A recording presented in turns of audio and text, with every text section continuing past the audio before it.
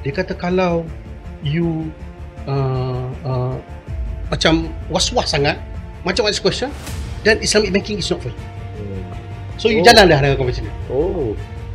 Tawarruk ni sebenarnya dia preferred to other contracts because dia boleh provide liquidity. Okay. I don't know what's the right word, but I mean the to say lazy, it's such a strong word. Yeah. Tapi it breeds laziness. Okay. Macam bila kita dah ada tawarruk, okay, then fits the purpose sama-sama. Lama-lama everywhere. Dia jadi macam nak buat produk, tawarruk lah. Okay. Assalamualaikum warahmatullahi taala wabarakatuh. Welcome to the next Asas Podcast. A concept where we would like to have a very basic, very introduction, sometimes could be very principal matters, not only about Islamic finance, about market, also about people. So with me today, Alhamdulillah, we have Encik Yuzli Yusof, someone which not really been so familiar in Malaysia. He spent quite a number of his lifetime abroad with colourful Islamic finance background. So selamat datang Cik Yuzli. Terima kasih ke studio Asas pagi ni untuk Very Asas Podcast. Okay. We know each other maybe since 2006. Lama dah tu. The earlier days of Amani. Masa rambut hitam lagi. Masa rambut hitam ni, dua-dua rambut hitam.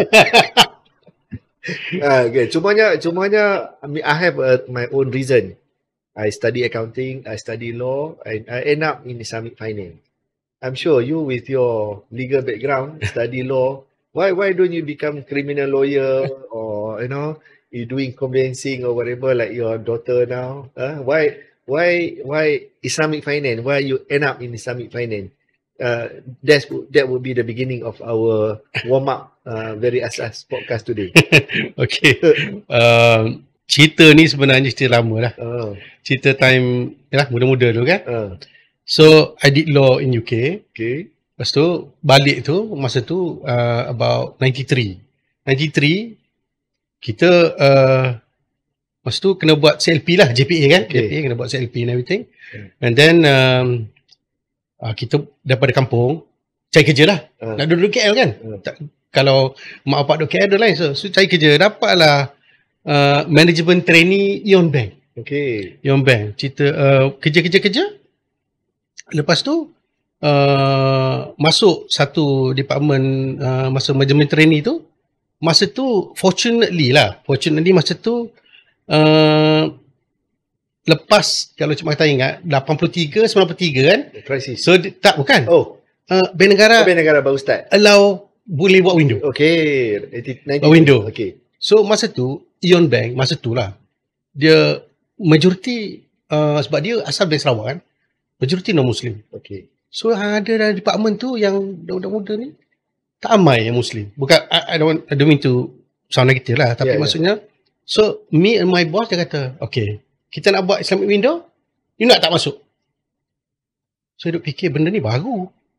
Tak ada benda lagi kan. Tapi asal tu nak jadi lawyer lah kan. Dah banyak lah tengok cerita dekat LA TV ni. Macam-macam dah. Macam-macam duk fikir lah. Tapi lepas tu fikir kot, benda baru kan. So pergilah start pergi seminar. Start pergi seminar, dia hantar pergi seminar. Masa tu lah maybe my good fortune kenal Tan Sri. Tan Sri lah. Dulu doktor Muhammad Dawah. Masa tu dia, I think dia baru start out, baru balik daripada St. Andrews. Masa tu dia mengajar lagi ke dia dah keluar? Dia dah mengajar. Dia baru. Masih mengajar lah, bukan Amani lah. Bukan. Okay. So dia dalam, itu tahun dalam 94, 95 saya dia baru start. Okay. So kenal betul-betul itu. So okey dah ni kot. Kita jalan lah. Jalan. Berjalan tu dah biasalah dah. Lekat lah. Kalau sibuk situ CLP bukannya mudah kan. Kena pilih satu lah. Yang ni lah. So kita dah jalan kan. So jalan start dengan Ion Bank tu. 2 orang, lepas tu start 3 orang. So masa tu kita kena buat semua lah. Kita kena buat semua, kena buat product development, kena develop semua produk, nak fikir. Lepas tu alhamdulillah, fortunately dapat juga Tan Sri masuk sebagai kita punya, masa tu tak silap saya, Tan Sri, lepas tu ada 2-3 orang lagi jadi syariah board. Syariah board kan. Masa tu window kan nak set up kan. So the journey tu pendekkan cerita macam-macam lah. Nak kena buat produk, nak kena buat apa, nak buat tu. Tapi kat situ saya punya law degree tu comes very handy. So kita work with lawyers macam Suhaimi pada Sensobri apa semua, develop macam mana kita nak develop the mula-mula structure kan, kita macam mana kita nak flow. Macam masa tu kan baru macam kalau murabahah flow dia macam mana apa semua, and then macam mana that kita nak operationalize, then after that kita nak work with people in the system. Lepas tu nak documentkan benda tu. Macam mana that document nak ikat lawyer, and then how the borang would be and everything. So lama goes to that, and then after that Bandara kata boleh buka dedicated branch. Dedicated branch I think in 97 gitulah. So start lagi sebab Ion Bank masa tu dia tak bagi banyak resources, sebab bagi dia macam di benda baru tak ada kan, tak boleh nak lawan konvensional lagi. So masihlah dengan small team lead untuk cari buat dedicated Islamic branch. Kota Baru, kita sampai Kota Baru, Kuala Terengganu, Alustar. Lepas tu KL rasa ada. So pergi cari, masa tu pergi cari tempat, interview orang, training, semua kita buat. Semua kita buat. So interesting. So itulah. So pendek cerita sampailah 2005 Tan Sri pun nak berhenti daripada UIA. Daripada UIA. Dia pun telefon lah 2-3 orang. Salah seorangnya saya lah. Dia kata, Yuzli, jomlah kita berhenti. You berhenti, join I dekat Amani. Apa ni doktor? Masa tu doktor, kita panggil doktor. So dia cerita lah apa gini. Okey lah, saya move lah. Sebab banyak lagi saya nak belajar kan. So masa tu, kalau masa 12 tahun dekat agro, dekat yang basically commercial, corporate, retail lah. Tapi bila dengan dia, saya dapat peluang untuk belajar suku, apa semua, macam-macam. Structure produk, buat training, apa macam-macam. So masuklah Amani. So Amani masa tu tak ada dah bangunan tu. Bangunan Angkasa Raya. Angkasa Raya tu. Yang sebelah KLCC tu kan? Yalah, apa hotel sekarang ni. So masa tu lah dengan Cik Aziz cert tu, pergi cari kapet, pergi cari kursi, meja untuk set up office. So anyway, pendek cerita, dapatlah belajar documentation, macam mana nak buat syariah, macam nak buat apa stock screening. Masa tu INSAF baru nak tubuh rasa. Masa nak tubuh INSAF, ISRAQ. So ada a few modul yang kita buat. ISRA 206 to 08. So lepas tu unfortunate kat saya, Dr. Syed Musa masuk in the team. So dapat seorang lagi cikgu. Macam-macam lah dapat belajar. Accountingnya, governance-nya, syariah auditnya, macam-macam lah. Lepas tu saya punya special assignment yang sampai saya ingat hari tu is to set up ijarah produk dekat Toyota Capital.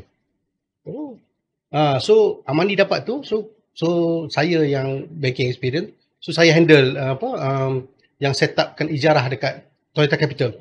Okay. So and then after that kita duduk cerita-cerita, and then cakap dengan Tan Sri, kita ni kan buat consultancy sampai Dubai, sampai sini. Tapi seorang pun kita ni tak ada lagi kerja kat sana. Ya, doktor punya tu saya respect lah, tapi saya ni tak ada orang. So tapi kita bagi consulting. Macam mana ni? Yalah, betul lah dia. Tu tak tahulah rezeki. Dapatlah peluang daripada Kuwait. Kuwait, Gulf Bank. Tanya doktor. Doktor, saya ada peluang macam mana? Dia tahu, pergi lah. So pergilah Kuwait. That was 2006. That one 2005. 2005, okay. No, sorry. 2008. 2008, okay. 2008 pergi Kuwait. Set up kat sana. Kosong. Dia baru nak apply lesen. I see. By say. So bukan conventional bank ke apa? dia conventional bank Okay. baru nak apply macam window lah. Oh. So repeat pengalaman yang Ion lah. So tapi pengalaman di Kuwait lagi teruk. Maksudnya dia punya regulator tu keras. Keras. Kalau kita tak apa cakap pergi shawarma boleh lah. Tapi kalau nak pergi meeting yang settle plan tak dapat lah. Tapi nampak macam Arab lah pun. Cakap ya. Arab Badui. So anyway. Okay. So last dia bagi boleh buat Islamic tapi untuk investment saja.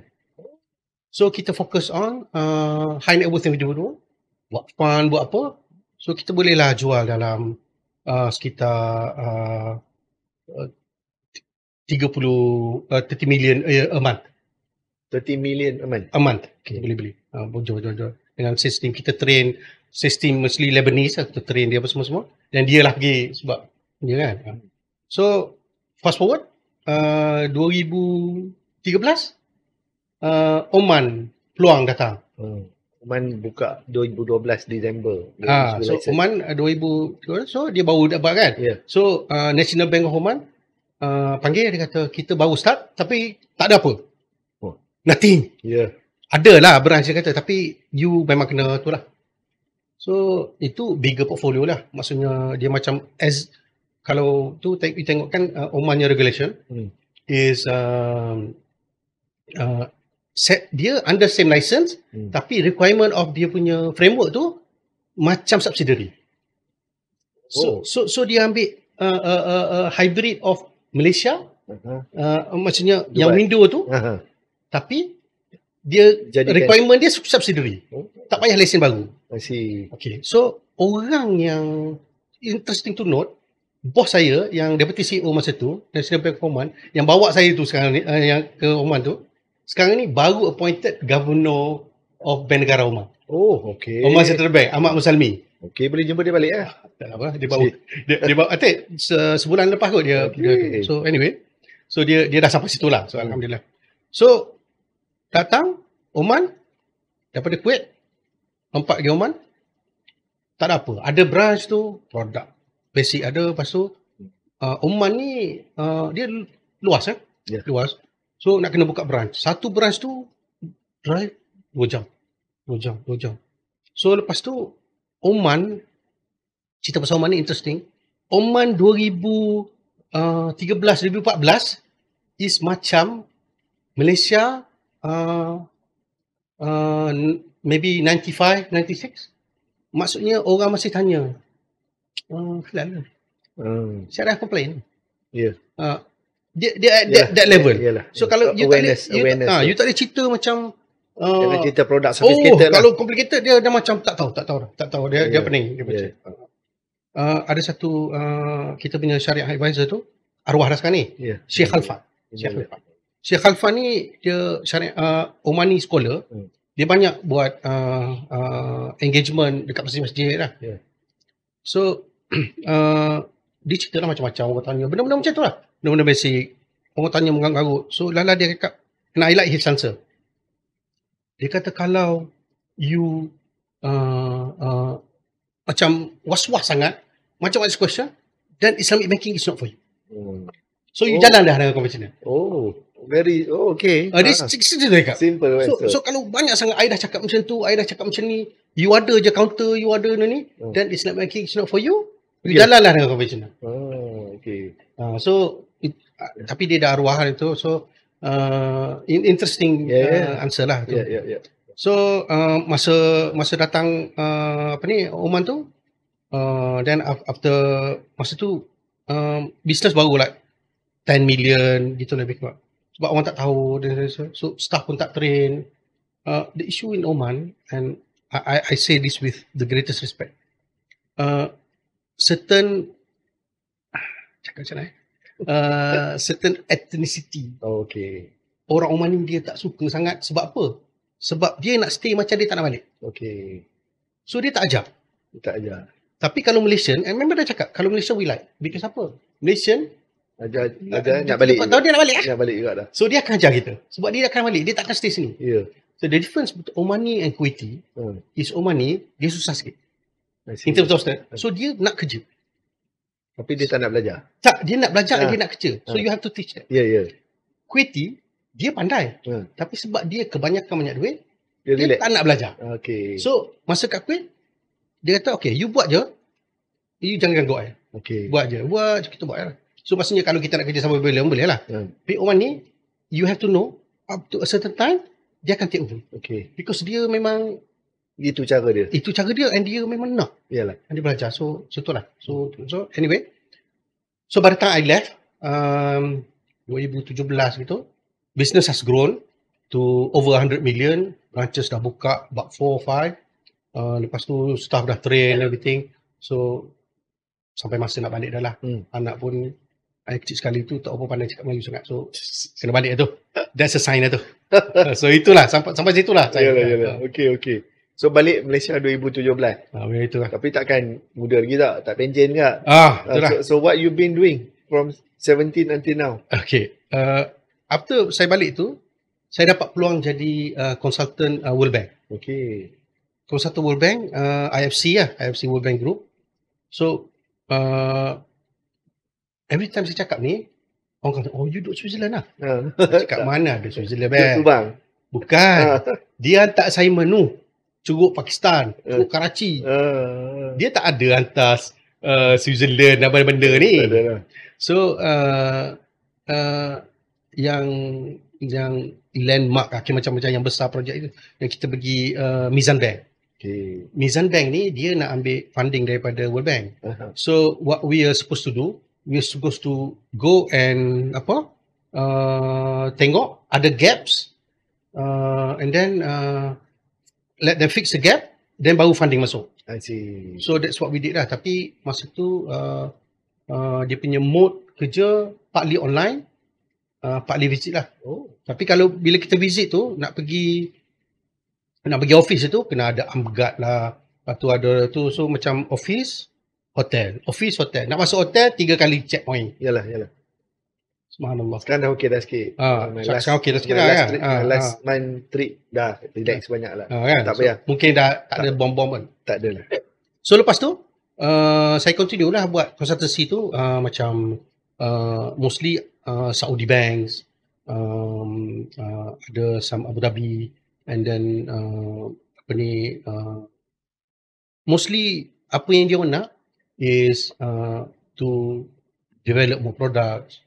Lepas tu dia nak suruh tengok dia every time macam happens to me dalam 2 kali ke 3 kali dah sama, dia keluar new regulation. So okay, framework dia kita akan change, the structure akan change, documentation change. So all banks have to change. So dia akan panggil kita, okay, please look at our product. Ni is sama punya yang baru, Guideline baru. Okay, sorry. And see how what do we need to change, Close what the we gap. need to close the gap, train our people, do new manuals. So itulah, even masa PKP tu kita buat one big project. Dia they have this one global payment punya department. Dia nak revamp the whole division Kat Saudi. So projek tu dapat masa PKP. Dia suruh datang. Cakap mana boleh, kita tak boleh travel. So 6 bulan Work from home. buat from rumah, meeting, Zoom, whatever lah.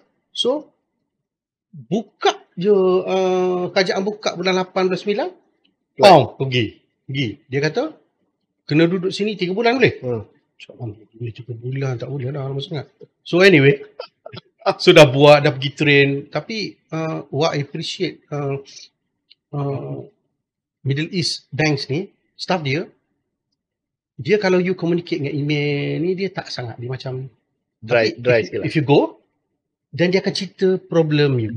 Problem dia. Okay. Saya ada problem ni, I have this problem, bla bla bla bla bla bla bla bla, how to solve.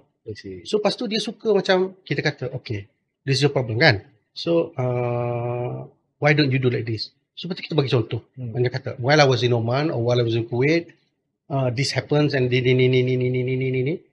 Barulah dia dia ni you come with all not only solution but also some track record. Mula-mula tu macam tu sebab dia ada cerita saja ke apa, macam kan macam bukanlah cakap theoretical saja. with due respect, kadang Mak Saleh dia cerita cakap lebih tapi dia tak ada ni kan. So they can see your value lah. So with that value tu dia akan repeat panggil you lah.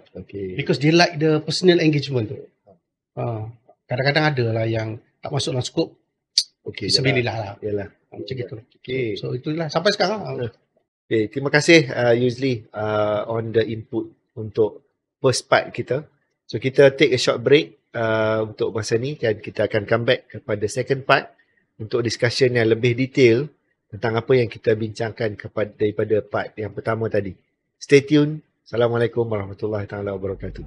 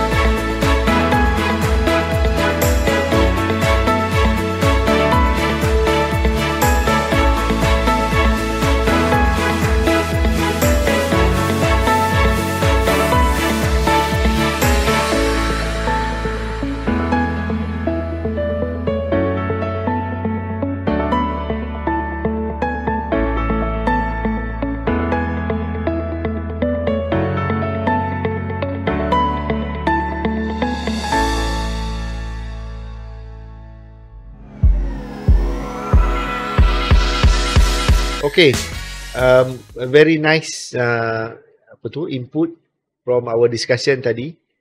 Now in our second part, kita akan bercerita tentang topik-topik yang lebih related dengan Malaysia. So soalan saya on second part adalah berkaitan dengan inilah. Okay, alright. Kita dah bercerita tentang why you are not criminal lawyers or civil lawyers or conveyancing dan sebagainya. The management trainee dekat Ion tu rezeki yang membawa sampailah ke consultant di World Bank, ke Kuwait, ke Oman, ke Saudi dan sebagainya. Okay, now kita go deep dive into another area, something yang selalu I wanted to ask you, ataupun kita tanya dan bersembang di luar secara lebih gurau-gurau dan tak detail.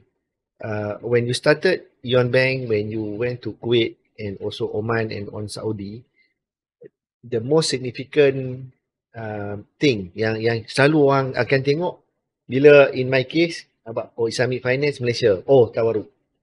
Islamic Finance Malaysia, Tawarruk man, kan?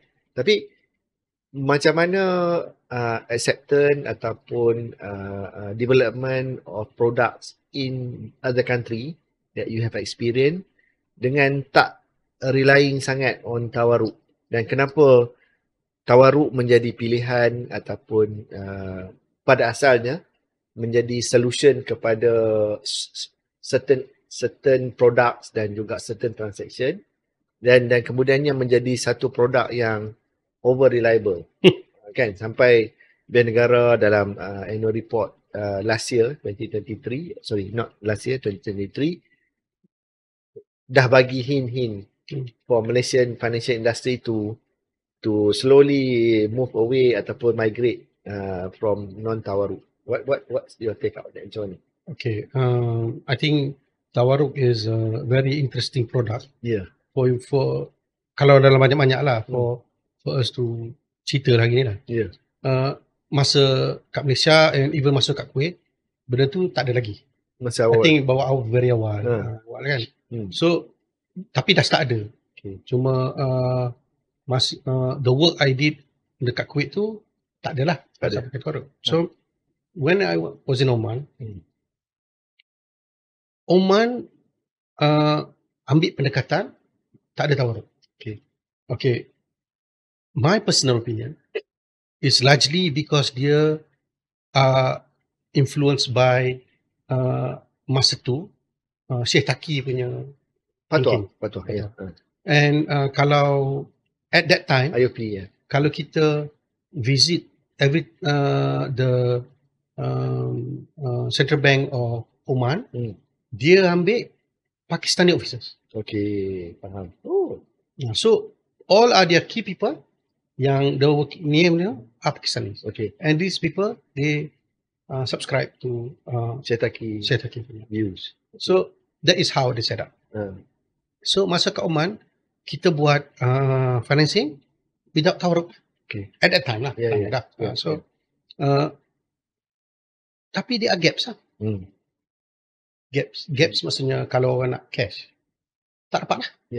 Tak dapat kan, kita pun tak boleh buat sebab tak ada regulation tak bagi kan. Tak boleh.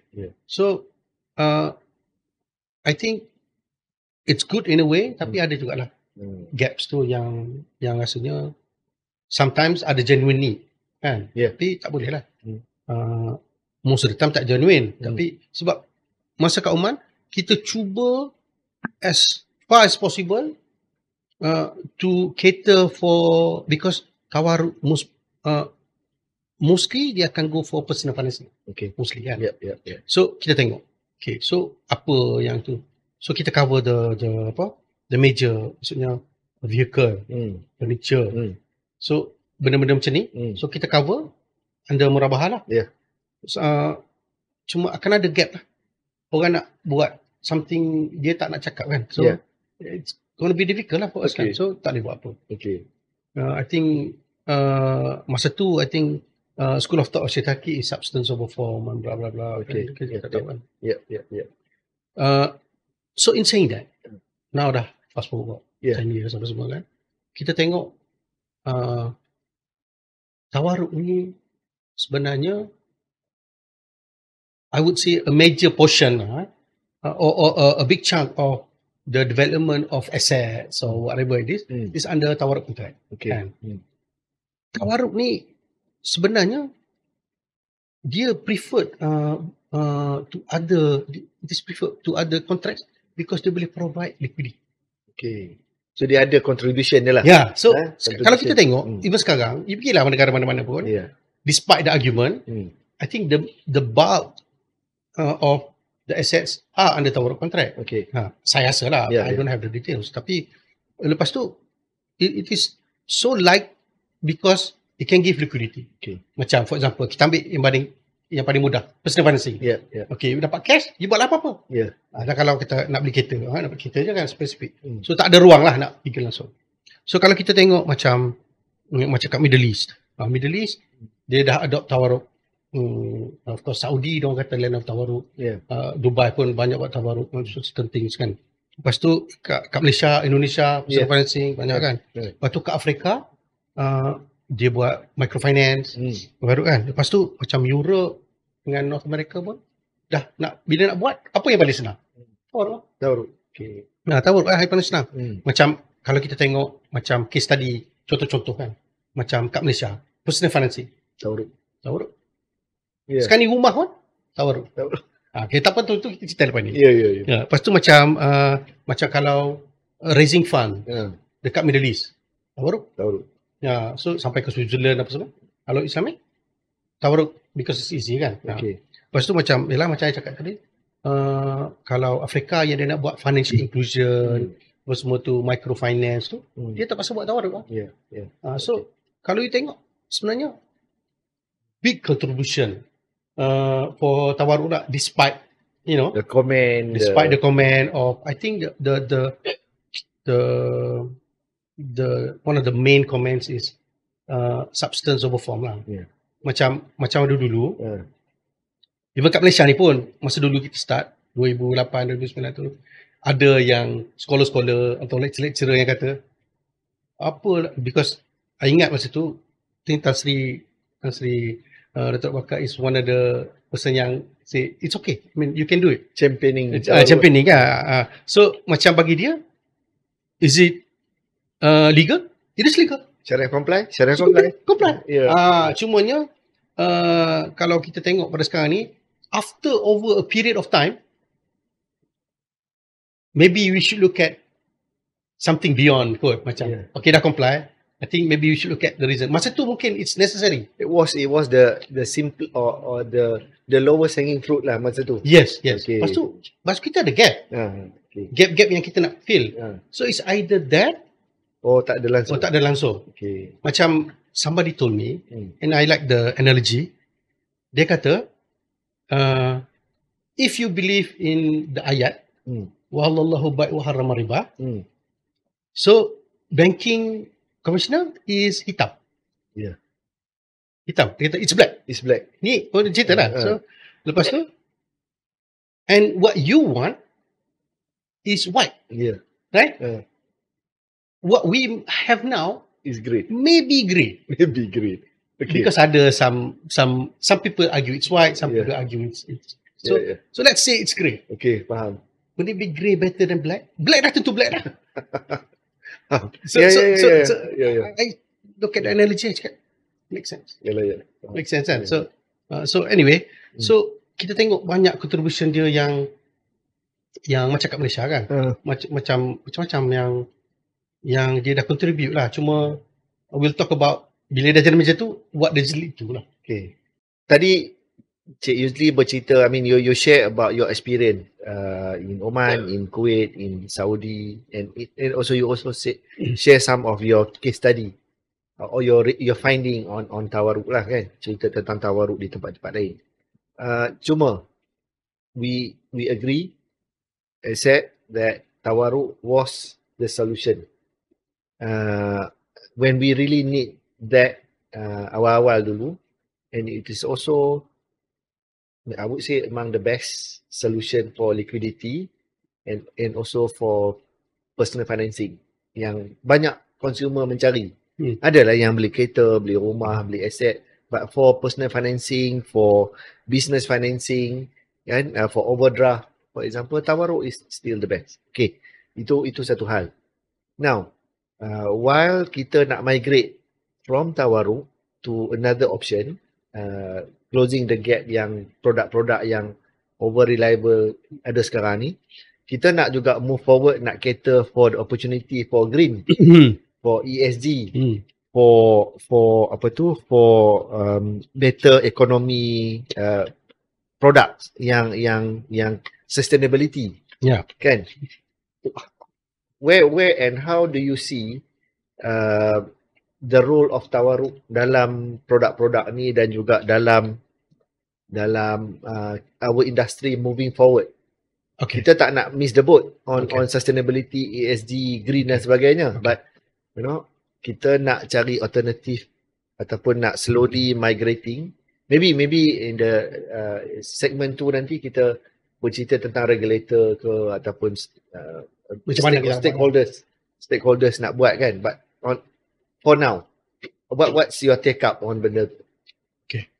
Sekarang ni, macam kita cakap, dulu it's a need. Yeah. That we need to have tawarruk. Okay. Lama kelamaan. I think, I don't know what's the right word, but I mean the to say lazy, it's such a strong word. Yeah. Tapi it breeds laziness. Okay. Macam bila kita dah ada tawarruk, okay, dan fits the purpose sama-sama. Lama-lama, everywhere. Dia jadi macam nak buat produk, tawarruk lah. Okay. Buat produk, tawarruk lah. Sebab kalau kita tengok banks, kalau when you work in banks, the first thing that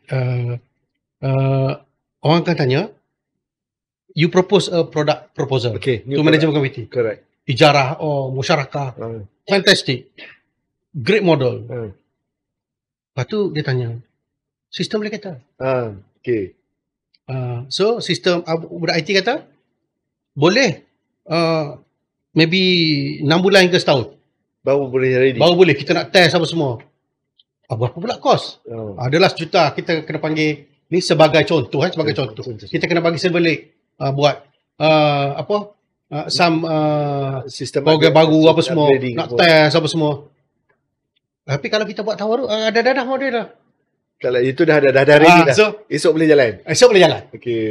So management being management 6 bulan maybe too long. we must the Maybe board dah apa semua miss the board. everything. So these are some of the nak kata challenges and factors that drives the industry buat tawaruk.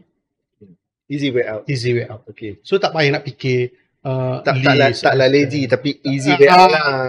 lazy bagi product developer. Okay, faham. Orang yang buat product developer apa nak fikir, buat je lah. Okay. Tawaruk. Macam lah. Ya dah. Tu saya kata, lazy tu is such a strong word. Tapi tak tahulah apa yang lebih sesuai kan. Ya, faham. So bila macam tu, semua orang ikut lah. Apa susah? Buat. Sebab dia nak, as a business, dia nak Cepat. go to market very fast. Nak ke sana. So, in the end, kita ada keadaan sekarang. Where maybe 50-60% of the portfolio, especially in retail, is tawaruk. Yalah, corporate tu ada banyak lah tak masalah ni. Tapi ada juga. So, it's like that. Okay, so, adalah. Then come up lah argument. Dan negara apa semua. What if tiba-tiba ada fatwa cancel tawaruk? Habis untuk kan. So, barulah saya cakap, let's do away with tawaruk. Do away with tawaruk. Kita tak nak ada tawaruk. But hold on. Kita kata nak do away. Banking and customer needs are very dynamic. Yeah. So sekarang kita tengok ada ESG, sustainability. Correct. So benda-benda macam tu, benda-benda baru, satu kita nak fahamkan apa yang green financing ni, apa yang nak buat ni, apa bank should do. Regulators are struggling, nak issue guideline, nak issue apa, ESG, CP1, CP2, CP3. Lepas tu, the talk about carbon credit, semua-semua tu kan. Yeah. So, bila benda yang baru, katalah for example, kita nak buat focus on biomass ke, macam baja ke apa, macam tu. So, benda-benda baru macam tu, kalau kita tengok, kita pause kejap tawaruk ni, kita pergi pada yang lain. Okay. Katalah kita ambil for example Kontrak lain ijarah. Ijarah. Boleh ke buat ijarah? Benda-benda baru macam ni. So syariah sekolah kena tengok pula kan. Macam. Lepas tu musyarakah mutanan kisah boleh ke? Lepas tu go down. Wakalah boleh ke? Salam boleh ke? All the 14. Oh tu boleh ke nak buat? So in the end maybe there are situation that benda-benda baru ni we need tawaruk still. Okay. Still. Faham. So I think to say that we can't say to me do away with tawaruk, but we can say transition away. Okay. So mana yang tak perlu, then you buatlah. Macam for example kita kata yang paling senang glaring car financing ke, house financing ke, yang jelas lah, jelas. Yang ada asset jelas apa semua. Cubalah buat benda lain. Transition away. Of course akan ada lah benda operational issue lain, tapi maksudnya kita kata as a contract ada asset yang jelas, ada party apa semua, so kita boleh, it is possible to transition away kan. So benda-benda macam tu lah. So cuma bila kita kata bila dah lama ni and ada argument of substance reform, transaction cost apa semua ni, apa yang boleh mitigate benda-benda ni, improve sikit keadaan tawaruk ni. Mungkin sekarang ni ada orang talk about, dia orang panggil lah, I don't know whether the term is right, digital tawaruk, yang pakai apa, blockchain technology and smart contract, where the transactions are automated.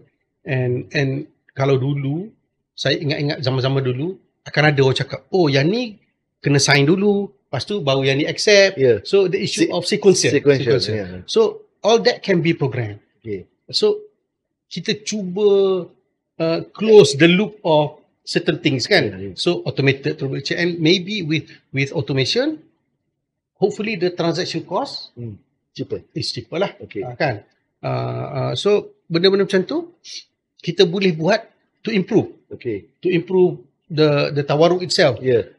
Of course macam to argue on substance over form tu, mungkinlah kita boleh argue in the sense that the project that this tawaruk transaction is financing is an ESG project. Okay. So it is actually helping the economic benefit of the ummah, of the apa. So because without tawaruk, we can't do it. Macam there's no proper asset to release, nak musyarakah pun tak boleh. Mungkin maybe 5 or some years in the future, Syariah scholar boleh find a way to Solution. ESG tu, supaya kita buat, supaya later tak ada pula concentration on that area with tawaruk. Okay, that mean your take up on that adalah masa kita mula dengan tawaruk dulu, lepas tu kita dah sampai satu tahap yang tawaruk ni over utilize. Over rely. So over rely. Then kita turun balik dia punya reliability tu. Yes. Progressively lah ni Progressively, of course. To certain product ini tak boleh. Yeah. Ini tak boleh. Ini produk yang clear asset. Contohnya itu tak payah rely on tawaruk. Because kita nak kena prepare the gap untuk kita catch up untuk ESG. Of course. Yeah, the one that you said, so that kalau kita tak turun sikit on other product yang boleh buat, akan makin tambah lah. akan lagi tinggi lah. So the incremental of utilization of tawaruk tu ada tapi reduce lah. Sebab sekarang ni kita kata kita nak transition away. So the argument is transition away where possible. Yeah. So kita nampak kalau macam housing, car, these are clearly possible. Nak buat tak nak buatnya. Kan? So if these are low hanging fruits which is possible to transition to tawaruk, from tawaruk. Okay. Do that one first. Yeah. So mana yang tak boleh, then you continue lah until you find a solution or a ruling that says, okay, this one now can be done by this. Macam for example, when salam. Salam maksudnya by right, Agrobank should be doing salam lah. But dia belum introduce lagi salam kan? Tapi there are so much potential dekat situ. They should be leading it lah kan? Because agro kan? They should be leading it. So tapi instead dia pakai tawaruk.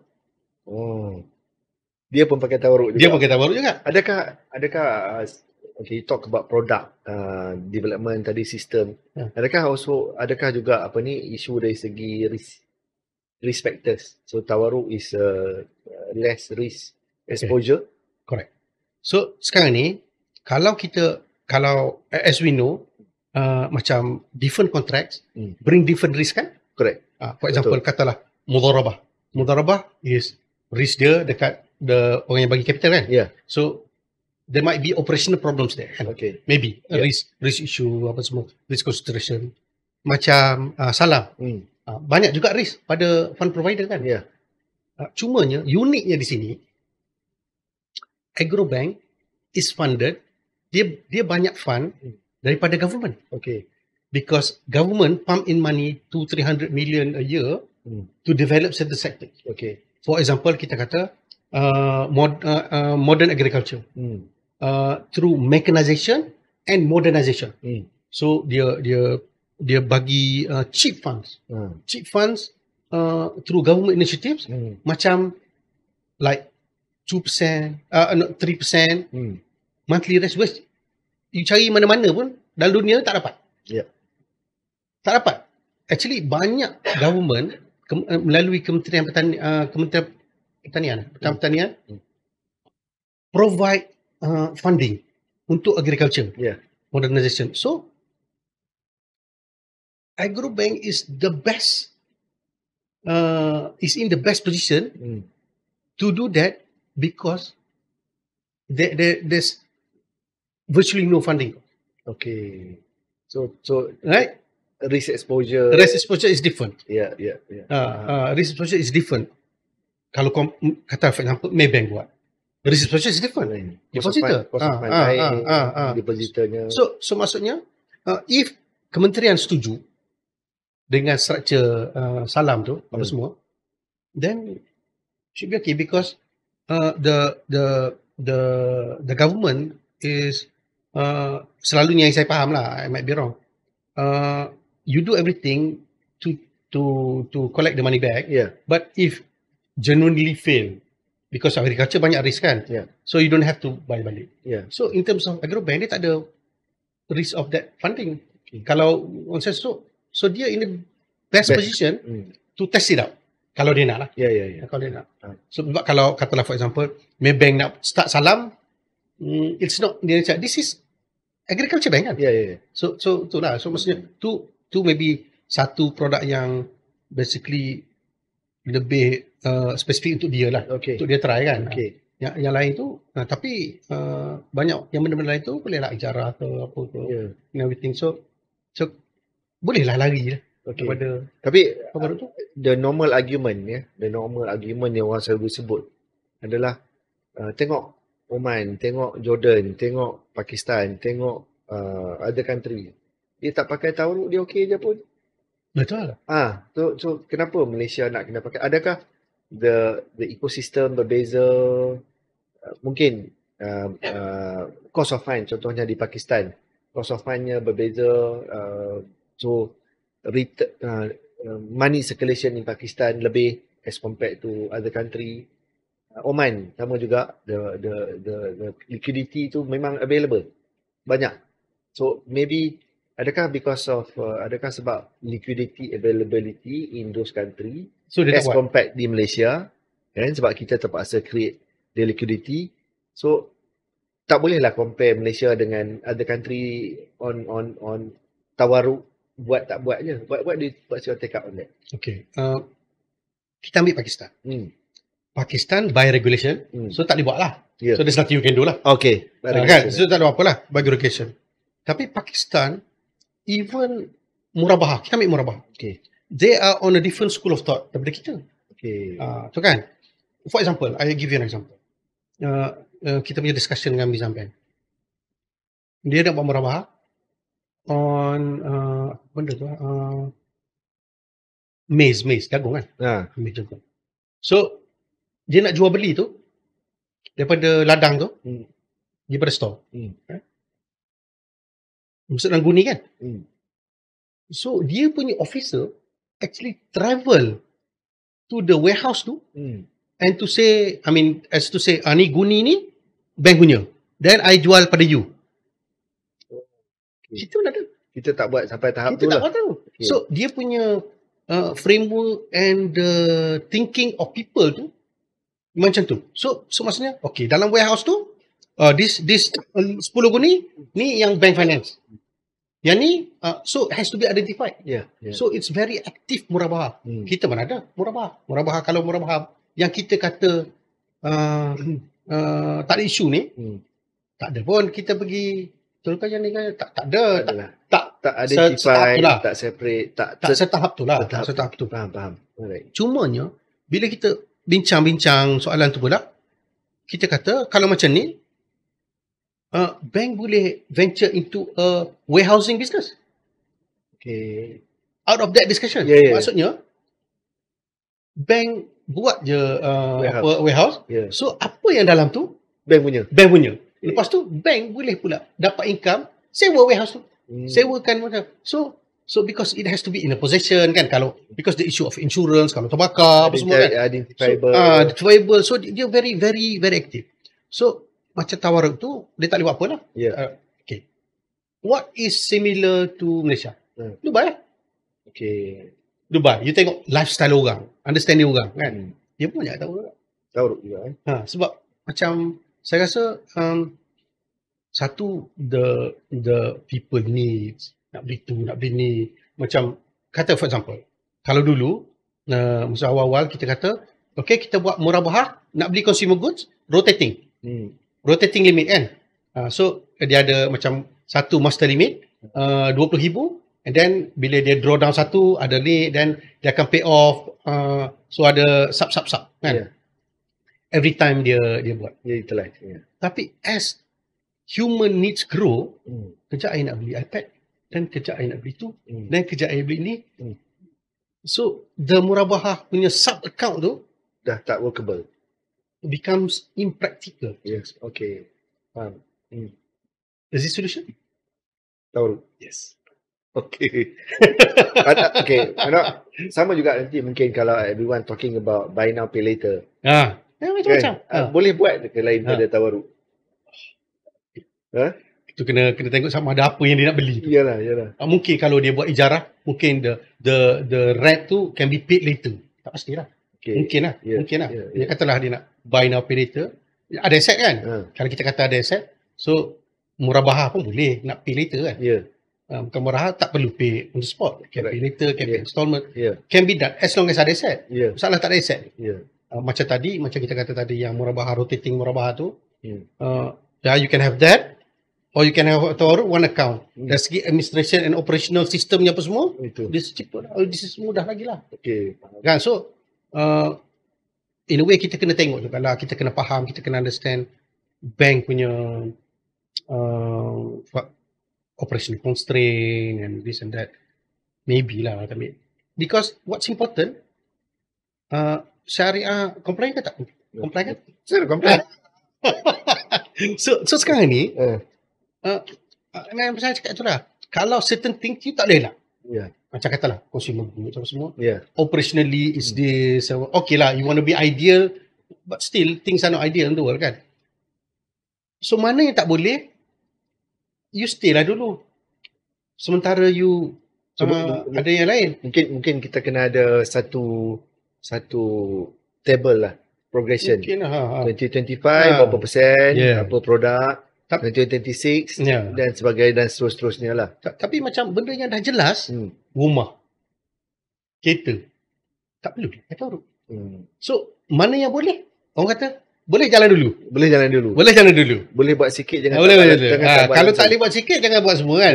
Jangan tak buat langsung. Ya, tak buat langsung. Kan. Okay. So macam kalau I think bank negara tengok pun, saya rasa kalau dia start dengan rumah, let's say we're talking about your total house financing portfolio, I want let's say 30% of it to be ijarah within 3 years ke. Okay. So that is clear to implement kan. Yeah, So kalau ada sikit-sikit operational issue tu dalam masa tu dia boleh fix lah kan. Betul. Lepas tu in terms of asset tak ada issue, kan macam kereta ke, ijarah ke tak, something lah. So maksudnya start with these and then slowly tengok macam mana.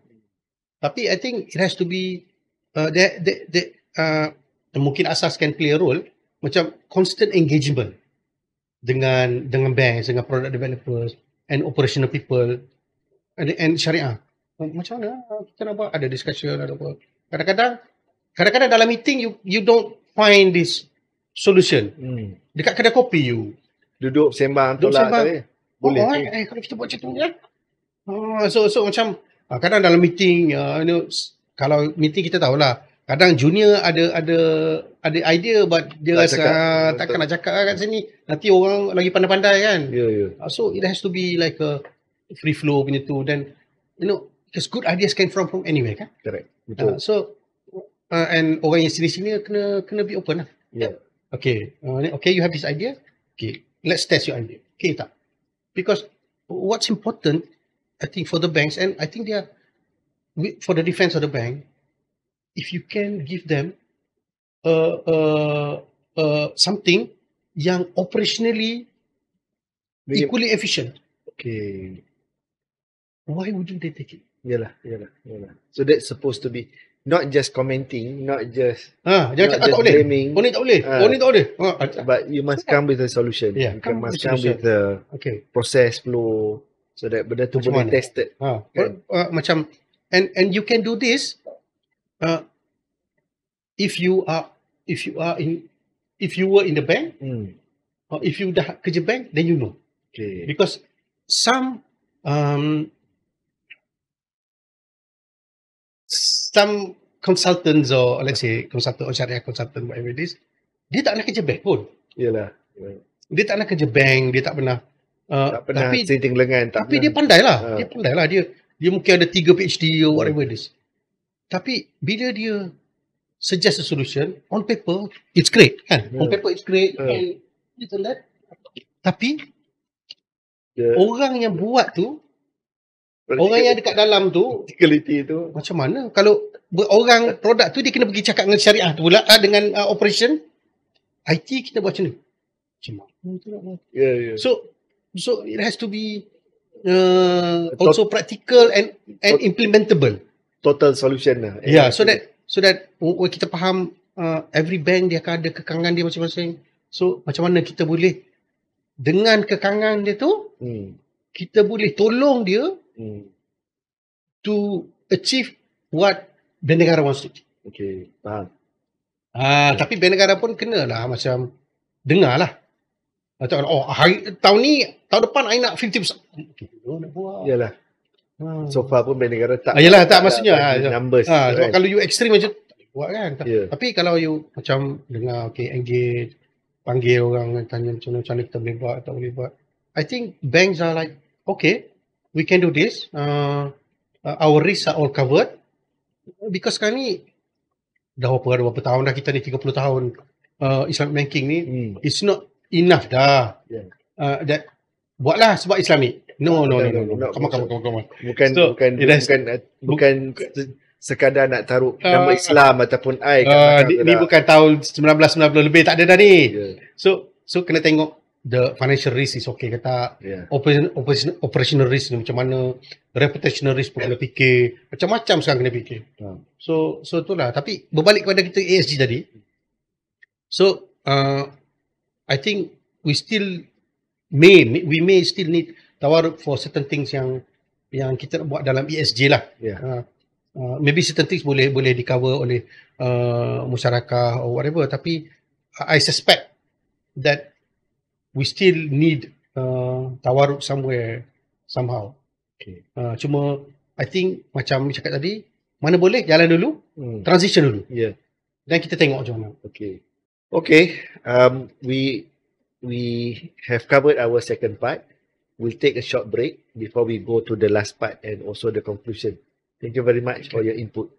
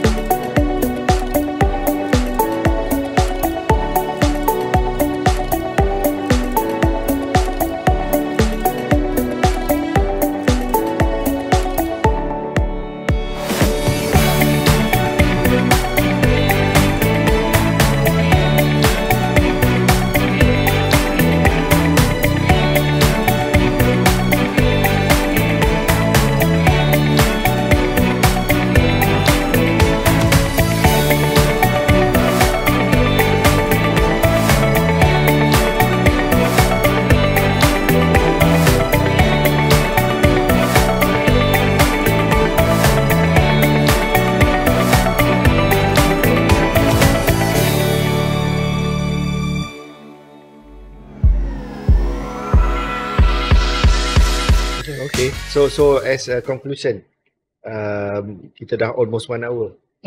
Almost 1 hour.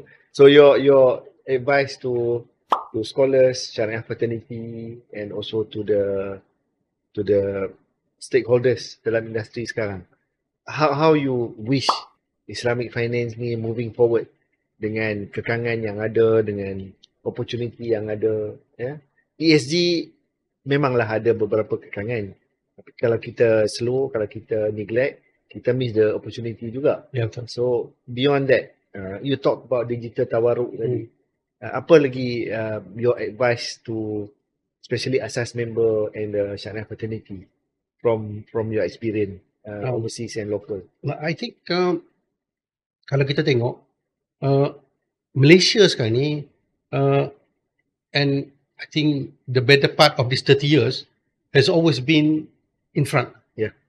So kalau kita tengok this transition away from tawaruk ni, Malaysia is in the right position to take the lead lah. Okay. Take the lead. And kalau we talk about asas sendiri, I think it is an organization that kita boleh play a role and really look at how do we transition away, mana kita boleh buat, how kita boleh buat, and maybe submit something to Bank Negara. Look, we've looked at this. This is where we are. This is the gaps. This is how we are going to do it. Yeah. And this is what we propose. What do you think?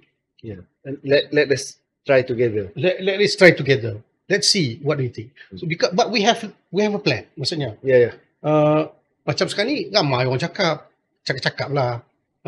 Okay, let's transition away. Nobody does anything. Yeah. So somebody would have to take a lead lah. Macam asas boleh kalau dia nak. Sebab members dia ni. So even among asas members pun ada yang kalau orang macam saya yang tak adalah kira macam fully syariah, tapi we understand and we have experience and then we can contribute to the discussion. Yeah. So panggil orang-orang yang kita kata yang veteran-veteran, yang mana-mana yang lama, even ex-Bank Negara banyak, Haji Rustam, Ustaz Wahimi, and do like a macam case study. Okay, ni kita nak buat, macam mana kita? Yeah. Boleh tak? Possible tak? Then tanya macam engage macam system providers. Is it possible? Or is it? So you don't know. They would say actually dah ada ni dekat bank. Dah ada dalam tu, tak pernah pakai. Yeah. Tak pernah actually pakai. bank pun tak tahu ada dalam tu. Okay. Mungkin I don't know. So maksudnya and then lastly regulators lah kan. Yeah.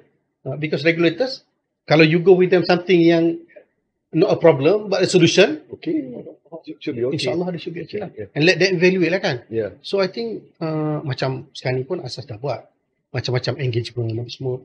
And then I rasa that would help. That would help sebab macam asas dia macam bukannya like kalau Maybank buat. Yeah. Dia akan Maybank centric. Yalah. Kalau dia buat kan. So macam betul lah kan. Macam anyway the more important thing is dia involved in terms of so we say the spectrum of syariah contract kan. Yeah.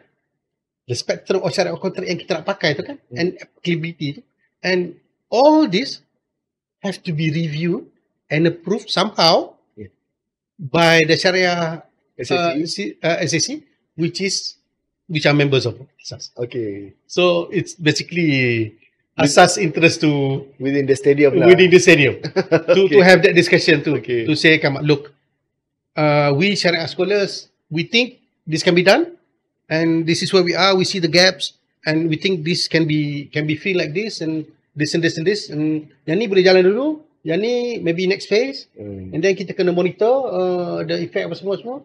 Then I think that should be InsyaAllah. Okay. Thank you. Yeah. Thank you for your input. Thank you for your sharing. Memang tak dapat nak capture all your journey from Amani to Kuwait to Oman to World Bank dalam masa sejam. But I think kalau ada siapa-siapa yang nak PM tepi or side engagement, I think you are open for that. Yeah, InsyaAllah. Yeah, okay. So thank you, Cik Yusli, for your insight, for your sharing, for your suggestion. So InsyaAllah, Asas will come back with more discussion. from the topic that required in the industry from time to time. Ada banyak lagi kita in the queue. I can't mention name, I can't mention bila, but as for now, we have a long queue that we have approached people. Kalau ada siapa-siapa di luar sana that wanted to share anything in Very Asas Podcast, let us know. InsyaAllah we can allocate the time. Okay? Maybe next time kita boleh cakap lebih borak lama sikit pasal into deeper ESG and Islamic finance. Maybe we'll look at it bila-bila lah. InsyaAllah. Okay. So thank you very much. Wabillahi taufiq. Wassalamualaikum warahmatullahi taala wabarakatuh. Stay tuned for Very Asas Podcast. Ya, insyaAllah. Wallahu a'lam bishawab.